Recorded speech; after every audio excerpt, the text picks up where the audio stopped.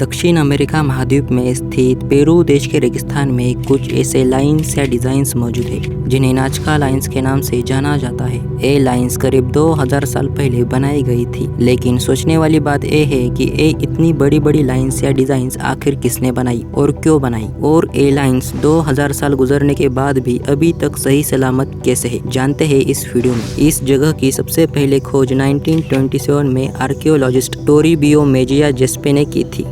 ये डिज़ाइंस एक सीरीज में बड़ी डिज़ाइन की तरह है जिसमें कई तरह के जानवर बनाए गए हैं, जैसे कि फिश, मंकी, स्पाइडर, चिड़िया, बिल्ली और कई जगह पर तो ह्यूमंस की तरह फिगर्स बने हुए हैं। इस नाजका रेगिस्तान में करीब 800 स्ट्रेट लाइन्स है और 300 जियोमेट्रिक फिगर्स और 70 एनिमल्स और प्लांट्स के डिजाइन्स मौजूद है। यहाँ मौजूद कुछ लाइन्स की गहराई लगभग 10 से 15 सेंटीमीटर है, वही इसकी चौड़ाई हर जगह एक समान नहीं है। इनमें से तो कुछ 370 मीटर लंबे है, जिसे स्पेस से भी देखा जा सकता है। नाजका लाइन्स लगभग 2500 स्क्वायर किलोमीटर स्पेस को कवर करता है। इन लाइन्स या डिजाइन्स को जब कोई व्यक्ति जमीन से देखता है तो ये डिजाइन्स बहुत ही सामान्य दिखाई देते हैं, लेकिन जब ऊपर से एरोप्लेन या हेलीकॉप्टर से देखता है तो इन डिजाइन्स को देखने के बाद इंसान कुछ समय के लिए सोच में पड़ जाता है कि ऐसी डिजाइन्स आज भी एग्जिस्ट करती है। हैरानी तो तब होती है कि 2000 साल पहले जब हवा में उड़ने का कोई जरिया नहीं था, तब यह डिजाइन्स कैसे बनाया होगा, क्योंकि जमीन से इन लाइन्स को बनाना तब इंसानों के लिए असंभव था, क्योंकि कुछ डिजाइन्स इतने बड़े हैं कि इन्हें एक बार में पूरा देखने के लिए